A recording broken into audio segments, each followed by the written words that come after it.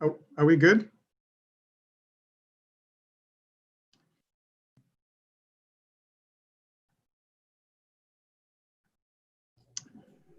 Good morning, good afternoon, and good evening, depending on where you are.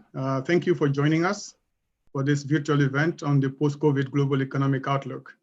I am Brahima Coulibaly, Senior Fellow and Vice President of the Global Economy and Development Program at Brookings. The global economy is clearly facing a shock that is unprecedented in its breadth and depth. The pandemic and the policy responses to contain it have brought countries and their economies to a standstill, disrupting billions of lives and jeopardizing decades of development progress. The June edition of the World Bank's Global Economic Prospects, which motivates today's conversation, envisions a 5.25% contraction in global GDP in 2020. This is the deepest global recession since World War II and the broadest collapse in per capita incomes since 1870. It is a timely and rigorous report that is informed by an assessment of the fundamental drivers of long-term growth, including the collapse in investment, which will slow capital formation, the erosion in human capital, and the dislocation of trade and supply linkages, among others.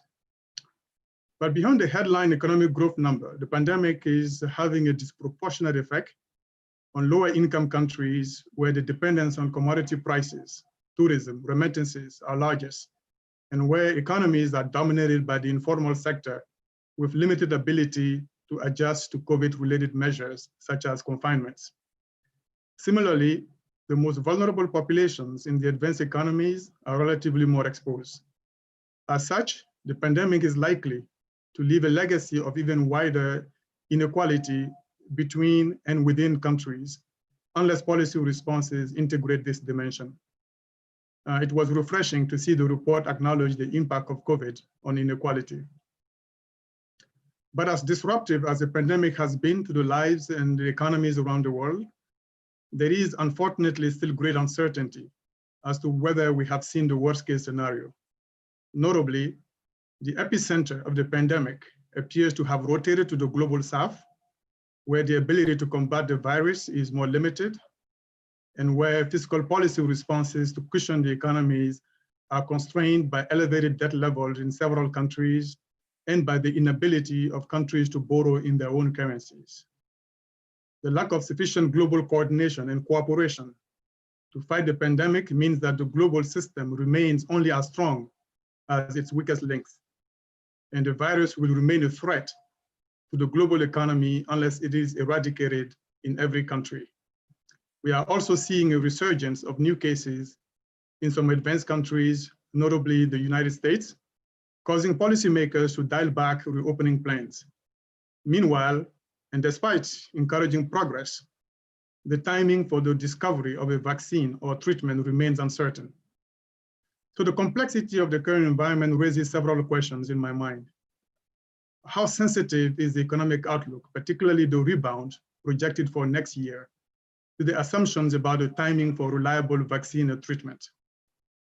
What will be the long-lasting effects of the pandemic on the fundamental drivers of economic growth, such as human capital, investment, but also on critical sectors that were hit particularly hard, such as tourism, global value chains? What do we make of the apparent disconnect between Main Street and Wall Street, where stock market indices have largely recovered much of their losses, despite a highly uncertain economic environment and outlook? Finally, are there any silver linings?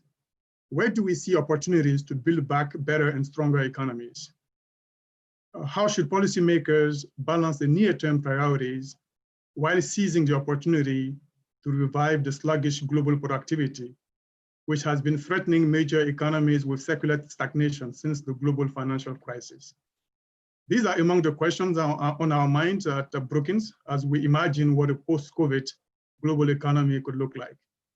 We are very fortunate to have with us a diverse panel of experts to help make sense of this all, and I look forward to the conversation, which will be moderated by my colleague David Wessel, following a short presentation by our World Bank colleague and Brookings affiliate, Ayan Coase. Thank you, and over to you, Ayan. Thank you, Kul. And thank you for organizing this session. It's great to be a part of this distinguished panel. Let me share my screen quickly and then provide the remarks. So we released our report, Global Economic Prospects, in early June. Because of the time constraints, I'm just going to focus on 3 points. The first point about the short-term implications of the pandemic. As you said, this is going to be deepest and most synchronized global recession since the Second World War. For emerging market developing economies, it will be the first recession these economies are going to experience as a group on record. Against this somber outlook, risks are still tilted to the downside. The second point is about the long-term implications of the pandemic. And there, as we have seen before, following deep recessions, there are going to be lasting scars. In the context of the pandemic, we are expecting weaker potential output, weaker investment, and weaker productivity over the long term. And finally, policy priorities are on the agenda, as you discussed, and they're addressing the immediate health crisis is the urgent priority. But beyond the crisis, policymakers need to look forward and undertake policy measures to lay the foundation for strong and sustained growth. Throughout the presentation, I'm going to use this acronym, EMDs, that refers to emerging market and developing economies. How do we see the growth outlook this year and the next year? By now, it's clear that there is a plunge in activity around the world. We are expecting global growth to be around minus 5.2% this year. In the case of advanced economies, contraction is going to be even larger.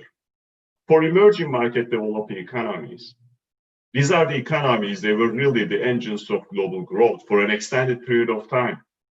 As a group, they will experience the first recession and they will see their output to contract by about 2.5%.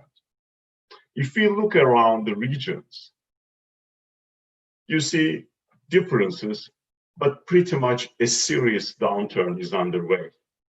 In the case of East Asia Pacific, we are expecting positive growth primarily because China will deliver growth this year, and it will be the only major economy delivering positive growth by about meager 1%.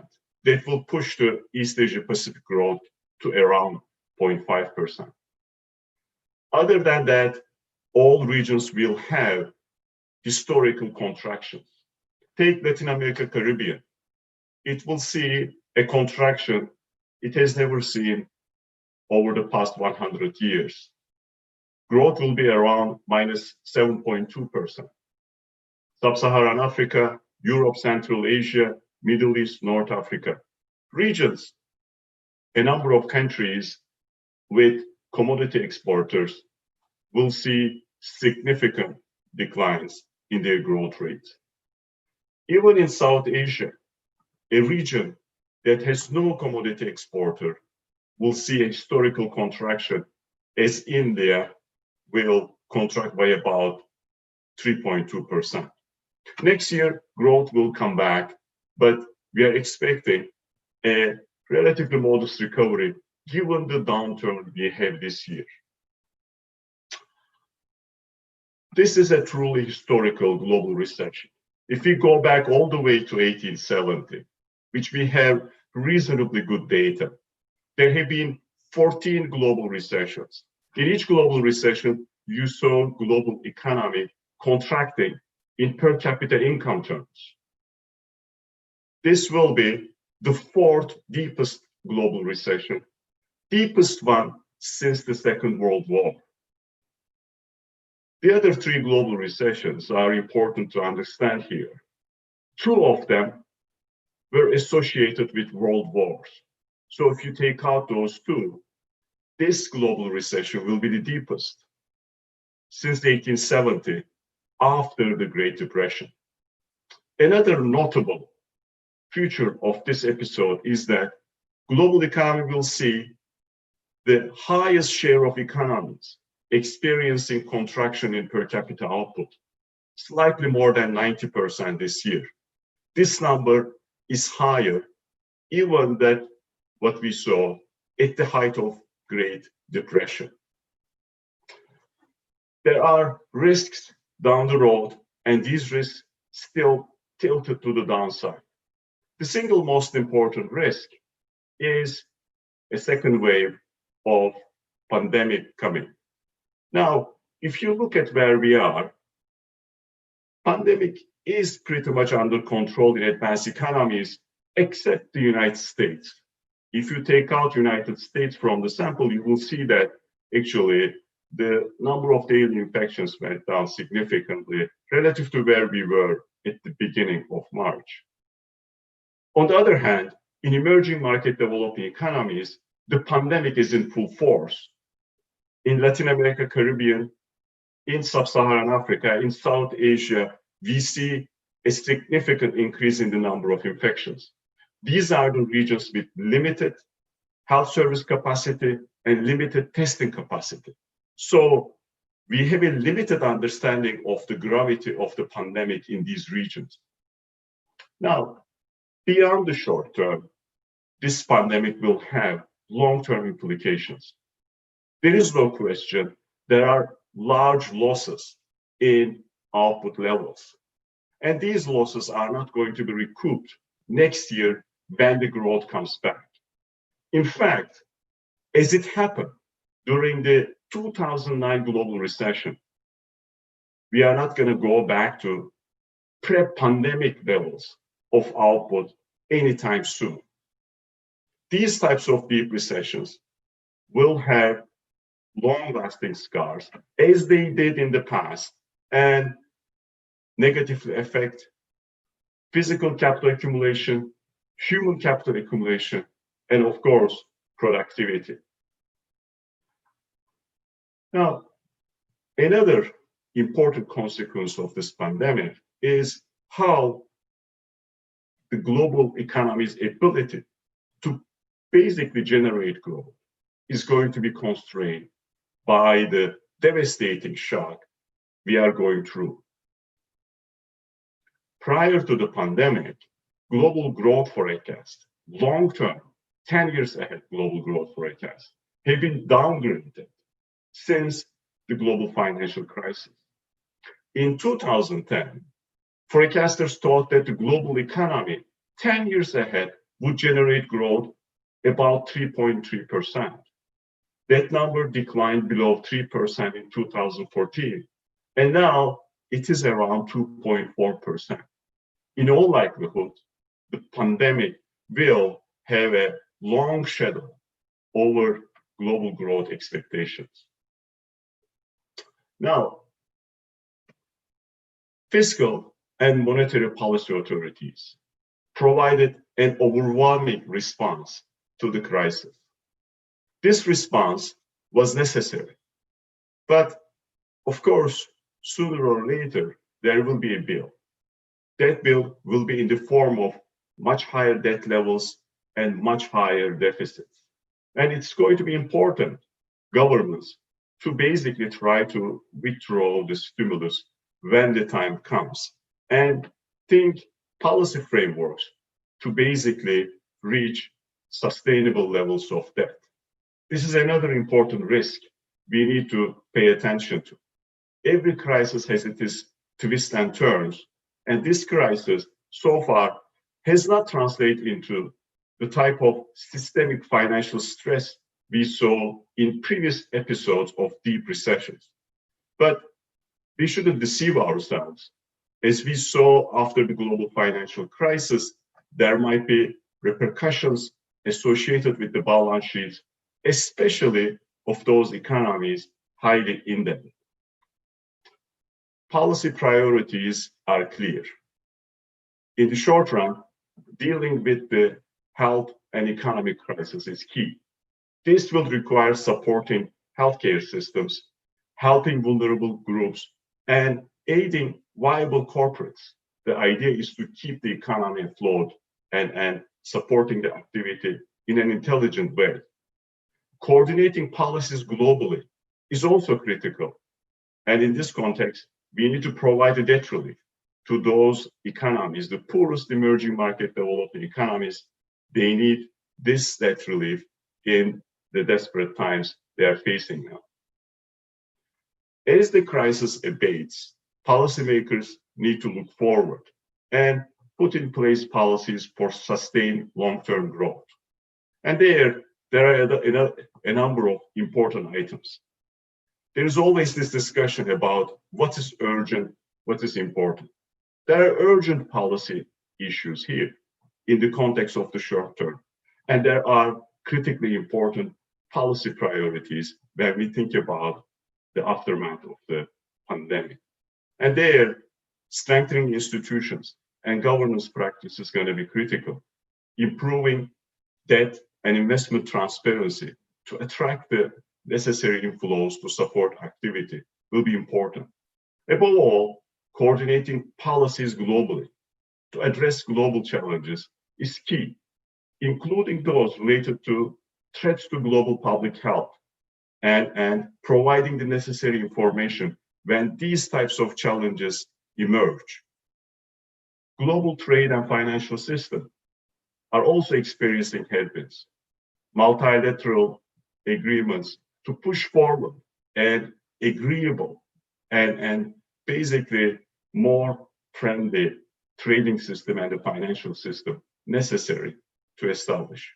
I think the crisis clearly tells us the types of risk we think very small probability of emerging and manifesting themselves can and do happen.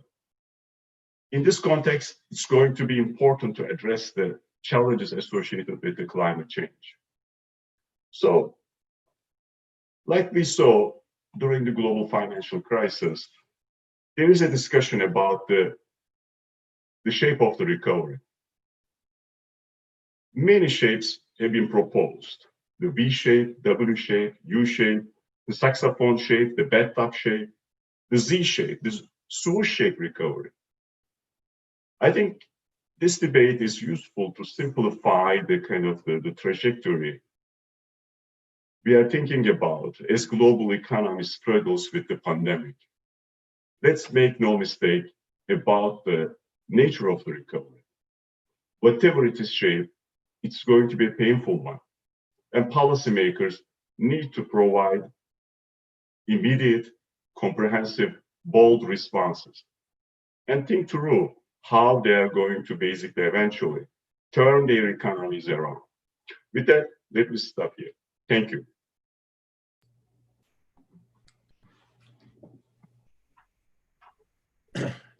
Thank you, Ian. So I'm hoping everybody can see the whole panel at this time. I'm David Wessel, Director of the Hutchins Center at Brookings. I'm very glad to be moderating this panel. In addition to Ian, I'm joined by my colleague Ishwar Prasad, who splits his time between Brookings and Cornell, which is why you have Cornell in the background, in case you were wondering.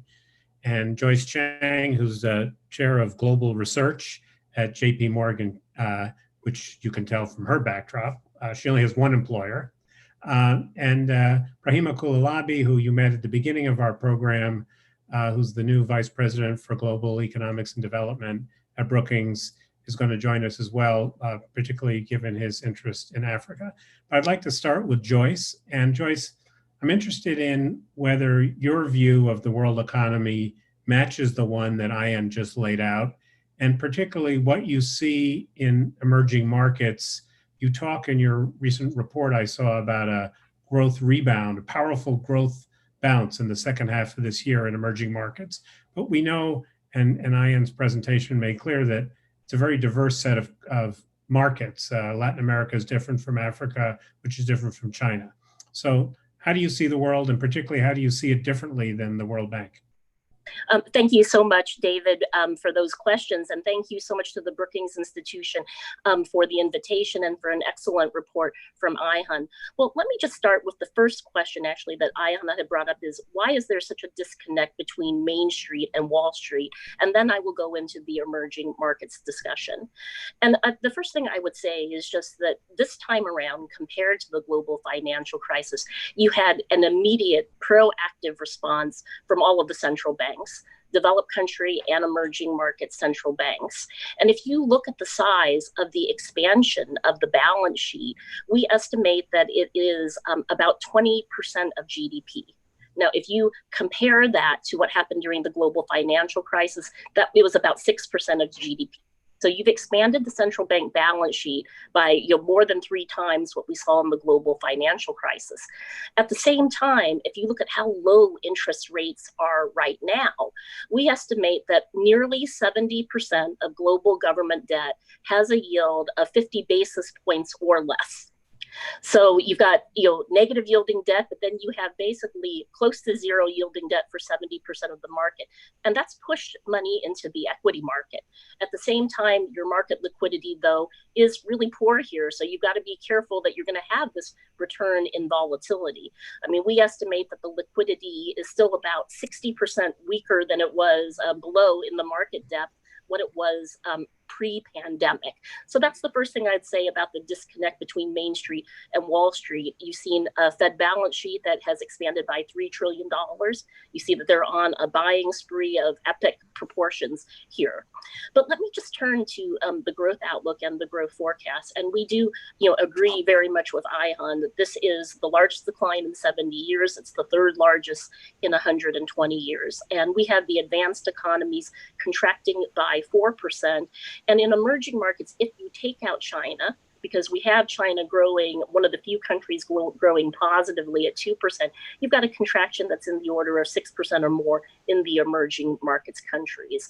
And so I would say that, yes, we do see a rebound, because the first half of the year, we had about a 16% annualized drop in GDP. So when you turn everything off, you're going to get a rebound. But this is the easy part of the recovery. And I would say it's an incomplete recovery with respect to the level of GDP. At the level of GDP, at the end of the year, we still will think will be about 4 percentage points below where it was pre-pandemic. So you've got V-shaped numbers that are going to be printing. We see 20% up for GDP in the second half of the year. But if you look at where we are with respect to GDP, the level of GDP, still 4% below where we were pre-pandemic. And it's the income loss, the product loss, the productivity losses that I think are going to be very large, long-lasting damage. So you've got another 1 or 2 months where I think the data prints coming out are actually going to look, quite good. But this is going to be trickier in the 4th quarter of the year, because many of these income supports will begin to roll off. And what are we left with? We're left with a fiscal deficit that we're estimating at 13.8% of GDP, the highest in 80 years. We're looking at public sector debt burdens that are 15 to 20 percentage points higher. And we would break that down: a third due to lower growth, a third due to contingent liabilities, and we're looking at, in the emerging markets, really 3 different scenarios for emerging markets. China has been doing better. It's near full recovery right now. And that's been a surprise. Korea, Taiwan are doing better. So the North Asian countries are faring better out of this. They have the smallest output gaps. But if you take a look at Latin America, we're looking at 9% contraction for Latin America. And this is where the pandemic still has not peaked yet. And this is where we're seeing, really some of the biggest losses that will take place. And then you have the sub-Saharan African countries, some of the very highly distressed countries where there is a true need for debt forgiveness, or all of these official relief measures that have been in discussion by official creditors and by the G20. So it's very hard to characterize emerging markets as one block. But China is very important here. China, we estimate every 1% decline in China's growth is about 0.4% off of global growth. So the outlook for China sort of skews the numbers, which is why we look at the numbers ex-China and with China. And China's recovery, including the exports, has been surprising. But we're looking at a decline for trade that has been going down consistently over the last couple of years that's going to continue. And let me just finish with a comment on the key risk ahead. We do look at the US elections, the US-China tensions, Brexit, as key risk ahead, as well as the possibility of a second wave. I think what you're seeing now is actually a very stubborn first wave, that there still is fears of a second wave, and sometime before you will have a vaccine ready for widespread use. But the losses at the corporate level are going to be significant despite the market rebound that we've seen in financial markets. We estimate that corporate profits dropped by about 70% in the second quarter of the year. We're at a 6% default rate, the highest in 10 years.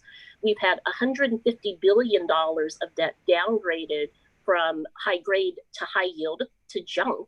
But you've still seen this tremendous level of support that's been coming from the G4 central banks more broadly, which has supported the market. And you've seen that it's not just developed country central banks. 15 emerging market central banks are now purchasing assets as well. So whereas in the global financial crisis, it was about the policy easing, we exhausted a lot of that. You've really gone from QE to credit easing to CE. And that's kind of the lasting consequences that we need to monitor going forward. Joyce, let me just push you a little bit on the market thing. So you said that the stock market has been strong despite the rather scary headlines about the economy, in part because there are few alternatives for money and the central banks have made it attractive. But is the market basically assuming there won't be a second wave or a lasting decline in globalization or or long-lasting decline in productivity? Is the market fully factored in for some of the risks that you elaborated?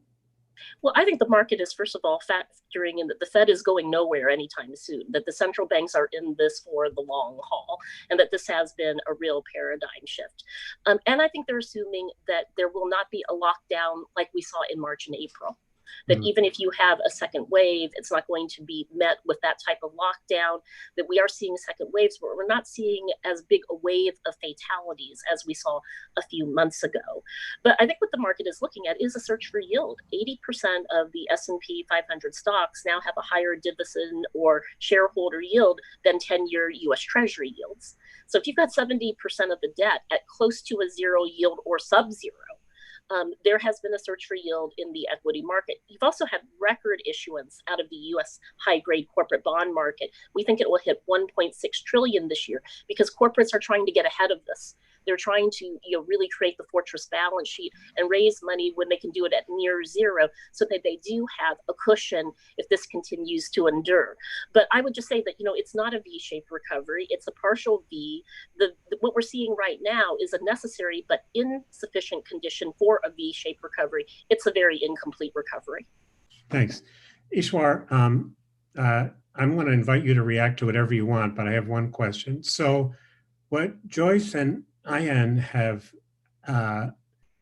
documented is just an extraordinary response by policymakers, fiscal and monetary. And of course, there's one set of people, economists, many of them we know, who say, thank God, and this is the reason why we're not looking at Great Depression 2.0. But I hear a lot from lay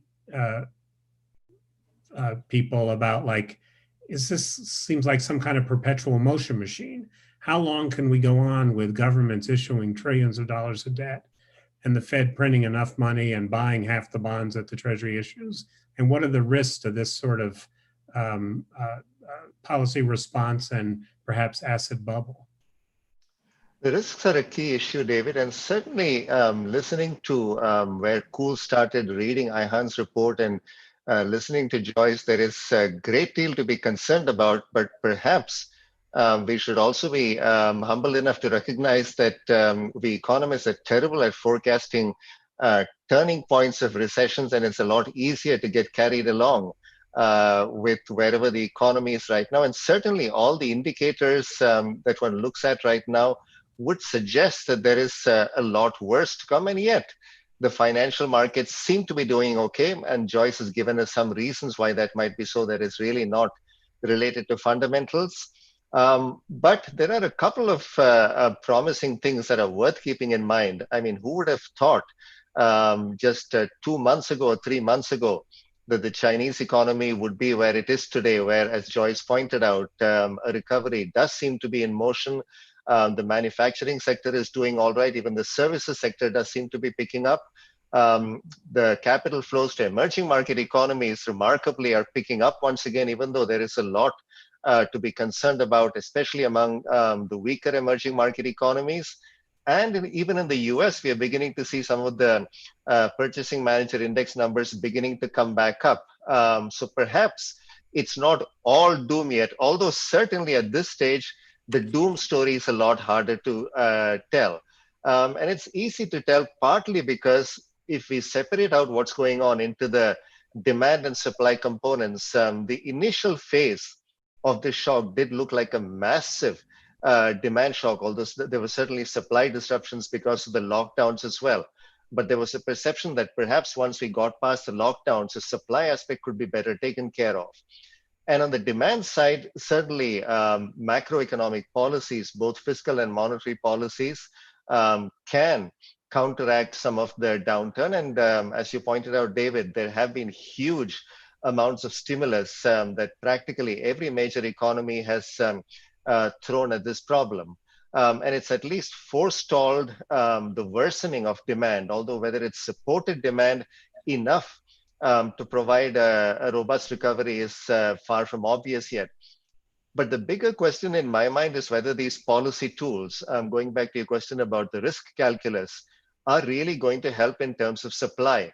IHAN's report clearly points out that there are significant concerns about productivity. And in fact, coming into this recession, we already had very slow productivity growth coming out of the last recession that was spawned by the global financial crisis of 2008, 2009.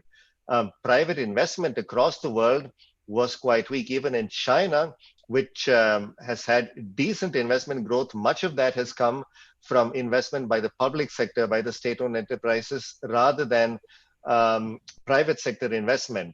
The other concern is that even though the financial system doesn't seem to be under distress, and again, Ihan pointed out that this is a very important distinction from some previous recessions, when the financial systems, especially the banking system, came under enormous stress. That's not quite happened this time, but financing conditions are still very tight, especially for the firms that are very important in terms of employment growth and productivity growth in practically every economy. And these are the small and medium enterprises, and especially in economies like China, enterprises in the service sector as well. So if one looks at the longer term prospects, how long this downturn could be, I think there are some very significant worries on the supply aspect. Again, Joyce and Ihan both referred to the disruptions that may be taking place to global supply chains, to firms, both domestic as well as broader supply processes.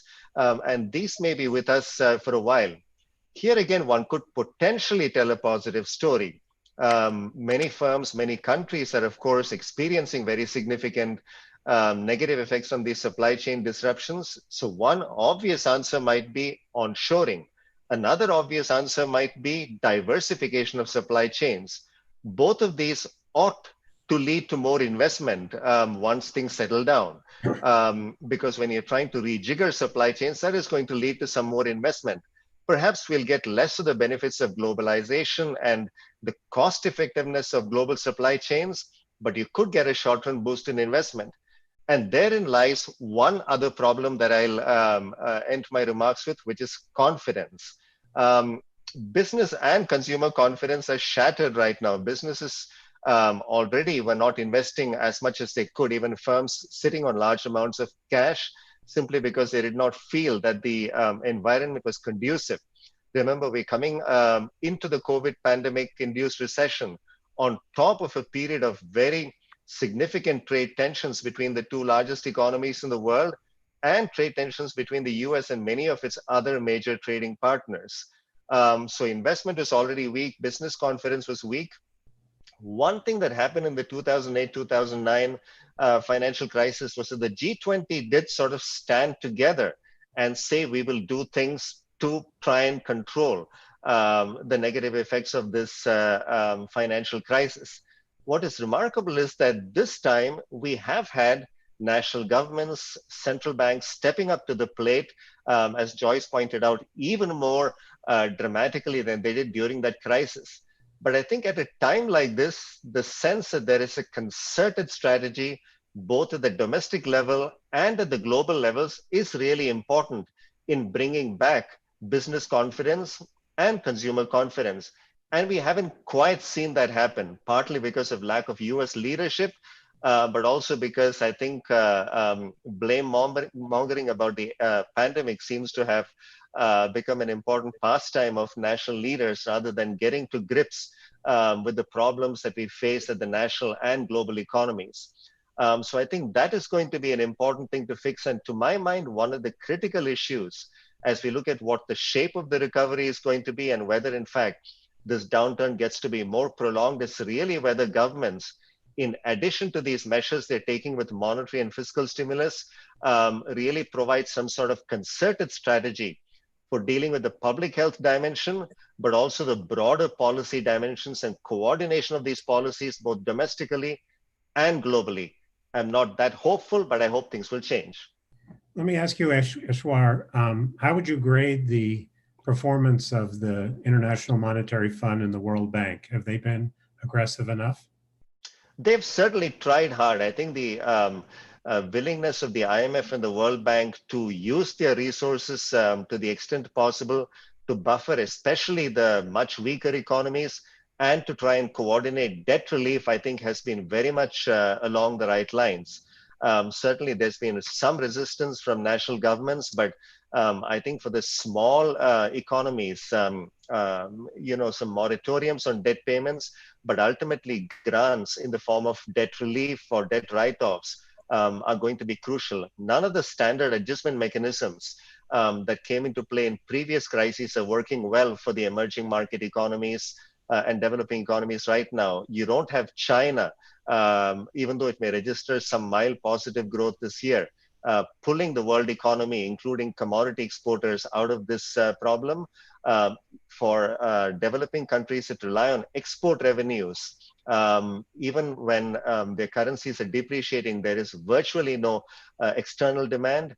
Remittance flows have shrunk enormously. So on practically every dimension, the smaller developing economies and the poorer ones are getting hammered. I think the IMF and World Bank have certainly done the right things, but a lot more needs to be done because after all, the resources of these institutions are limited and all they can do is really provide catalytic efforts for national governments and ultimately for the private markets.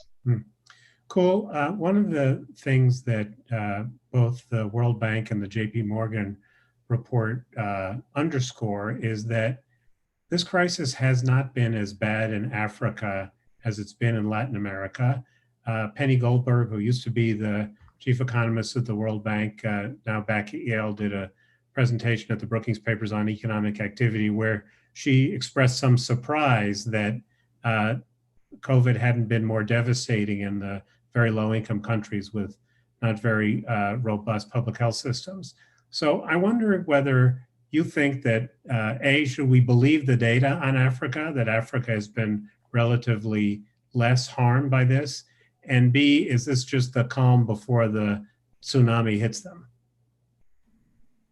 So it is true that the numbers for Africa have been relatively low when you compare it to other regions, but the reality is they're still going up daily, and we're seeing no signs really of it's slowing down.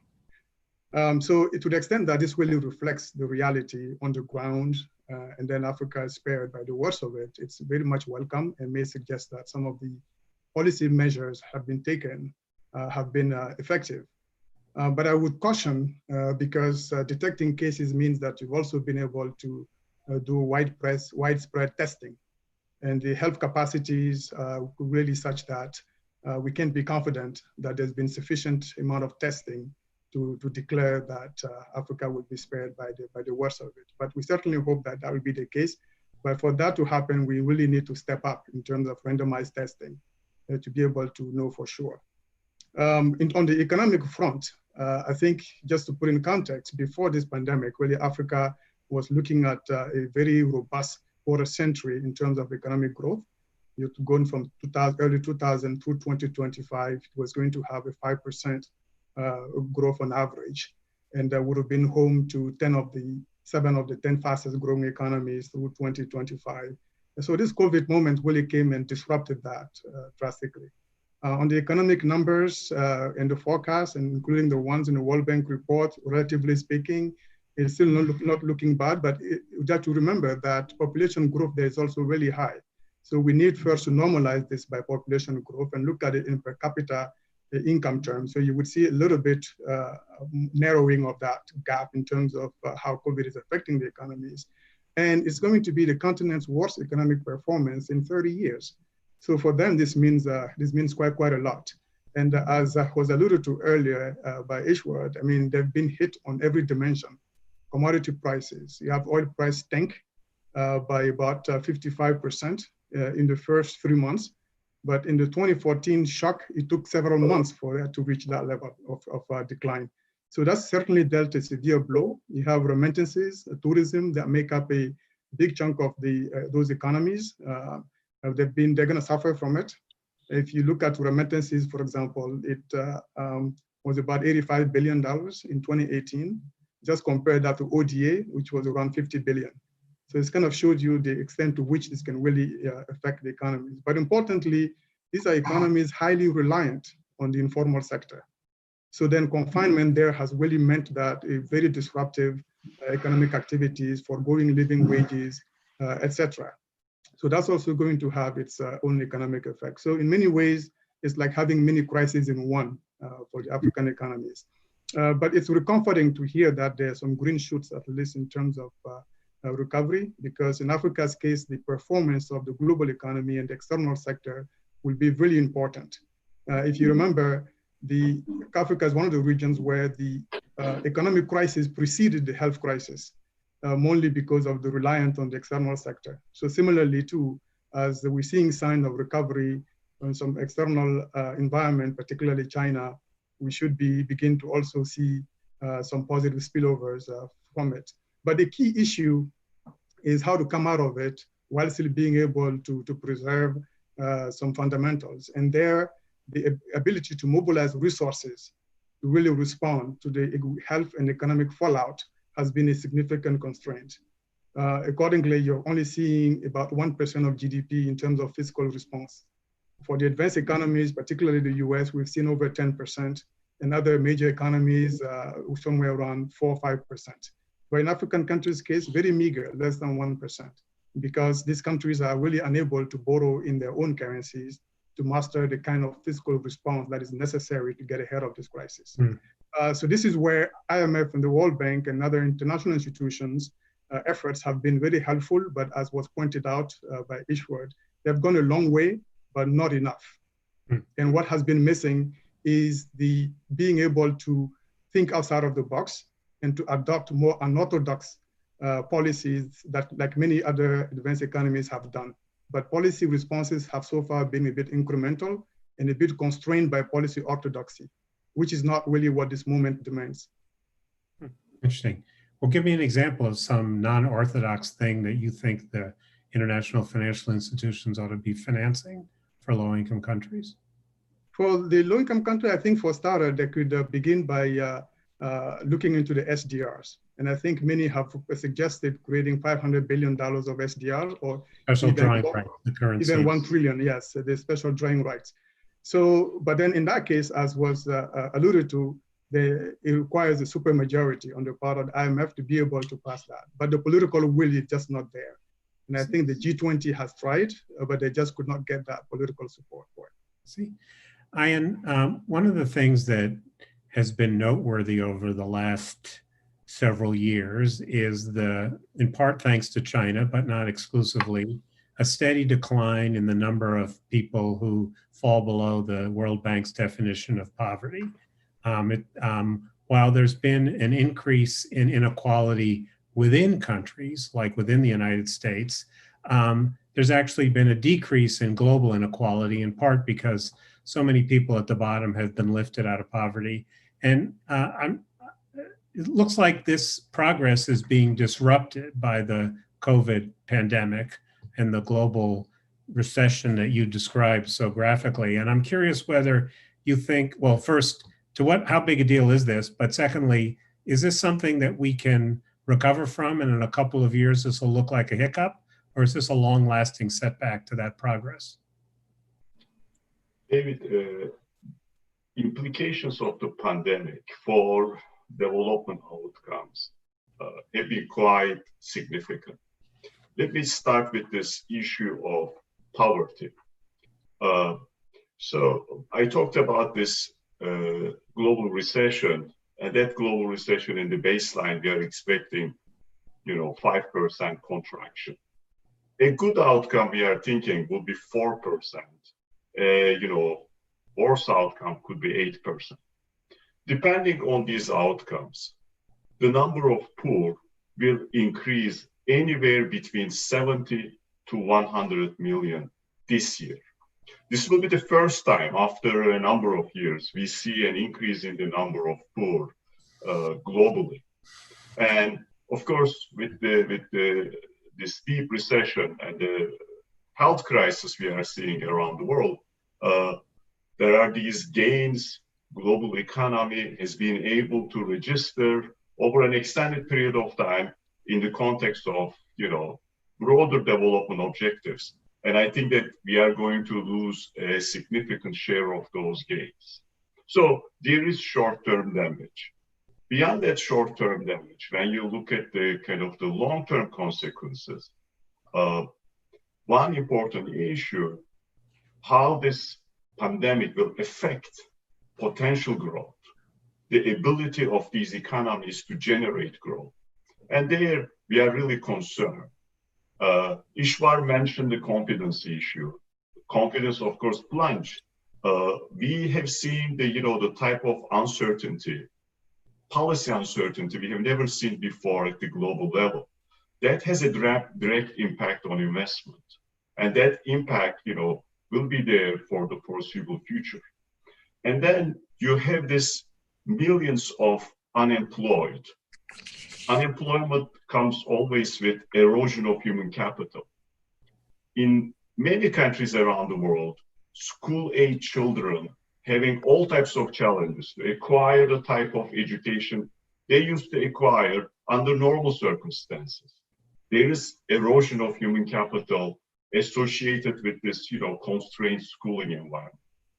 And then, of course, when you have the serious slowdown or outright contraction in investment, it has implications for productivity.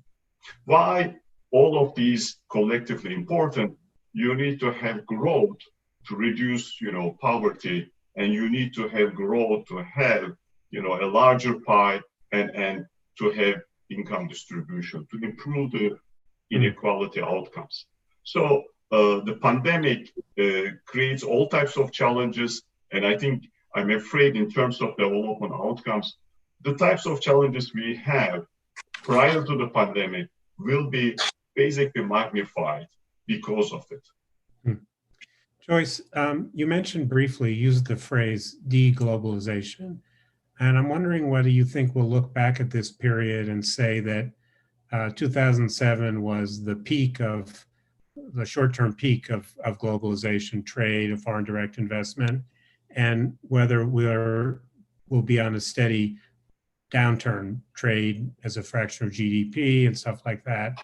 And Ishwar raised the possibility that this might have some short-term benefits because of increased investment, but the risk is, of course, that it will lead to the lower productivity growth and efficiency that the World Bank report and your report speculates. So I'm just curious how you think about this, recognizing that we won't call you back in 10 years and remind you what you said today.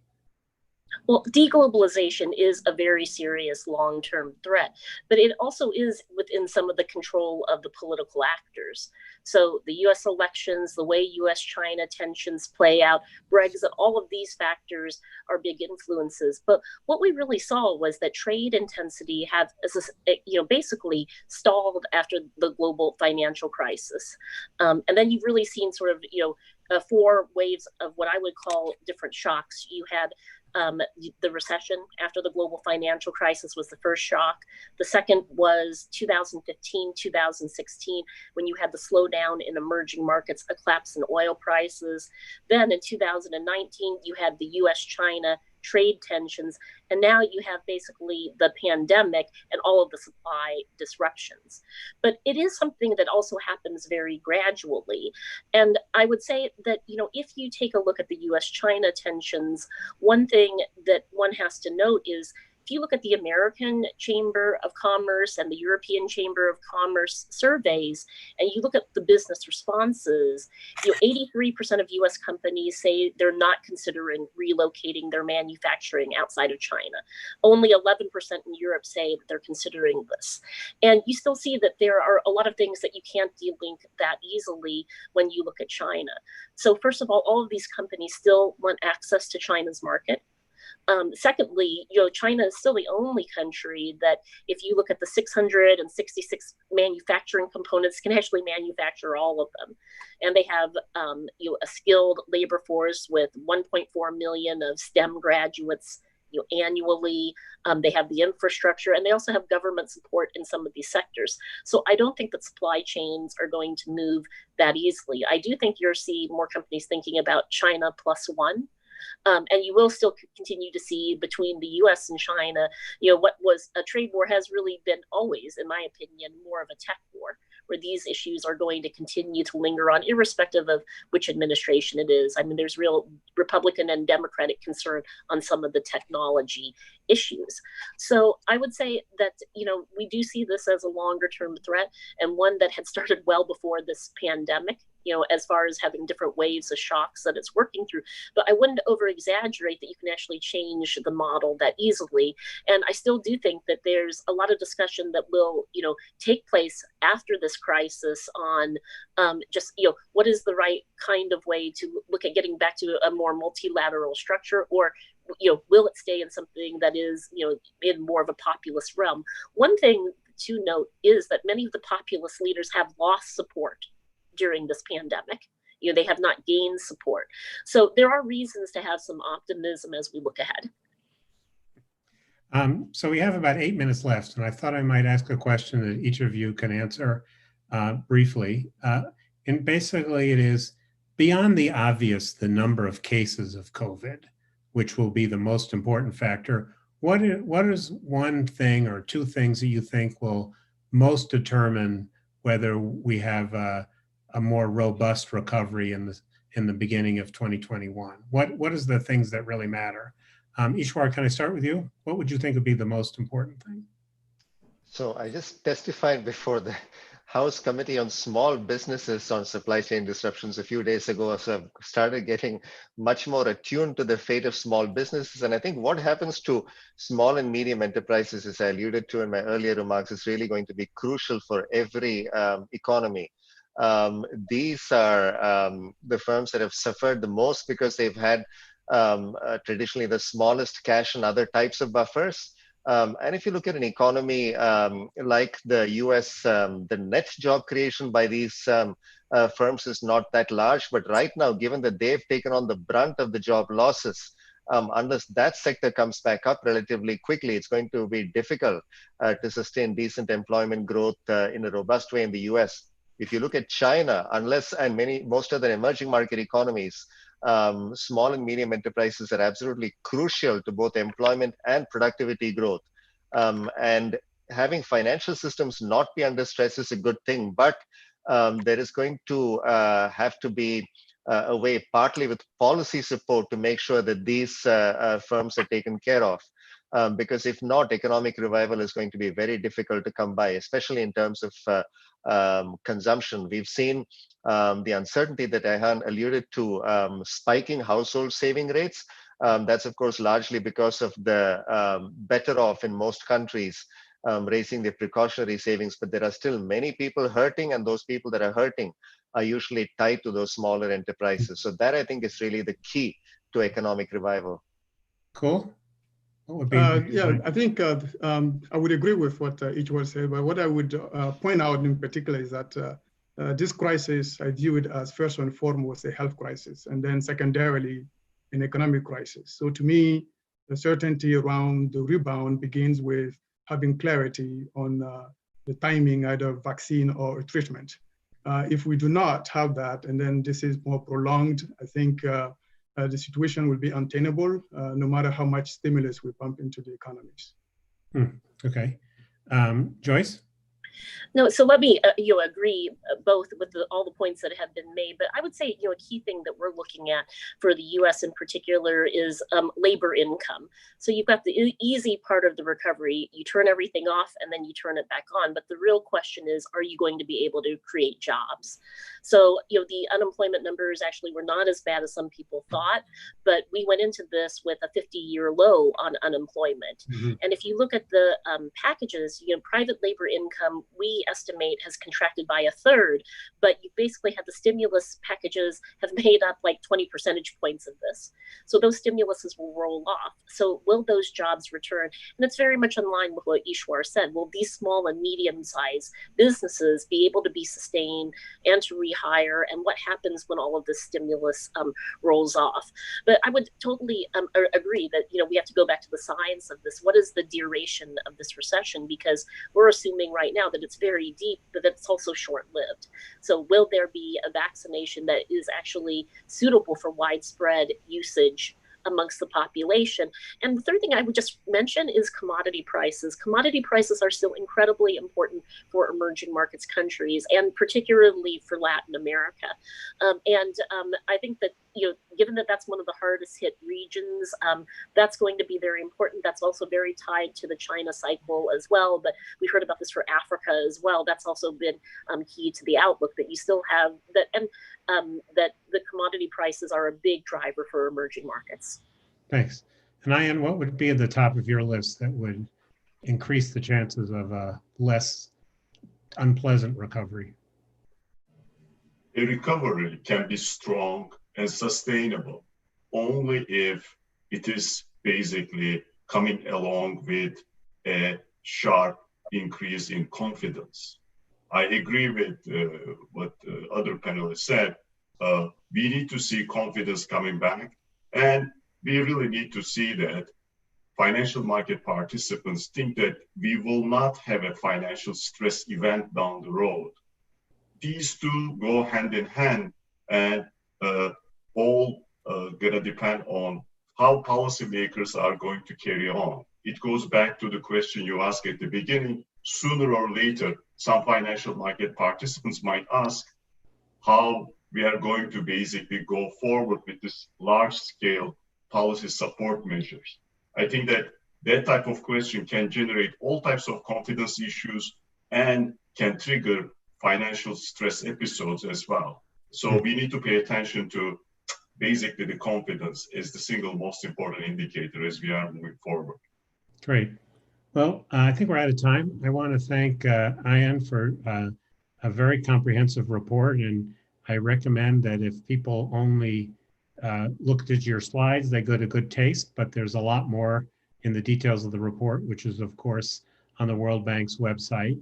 I want to thank Joyce for bringing us the perspective of JP Morgan, which has put out really extraordinarily useful research and updates during this crisis when we're flooded with stuff. I always read the JP Morgan stuff. And Ishwar, who excels among my colleagues in answering almost any question thoughtfully in complete paragraphs, for which I'm always envious. And Kul, we want to congratulate you on your new post and the important leadership you'll provide to our global economic development. But we hope you won't stop thinking about policies towards Africa, which, as you point out, is the place with a growing population and had so much potential that now seems threatened. So with that, I want to thank you all and thank everybody who listened. And If you enjoyed it so much you want to watch again, pretty soon the video will be on our website and you can enjoy it and share it with all your friends. I hope you will. So with that, thank you all and be safe. Thank you, David. Thank you, Joyce, Ayan, and Ishwar. Thank you.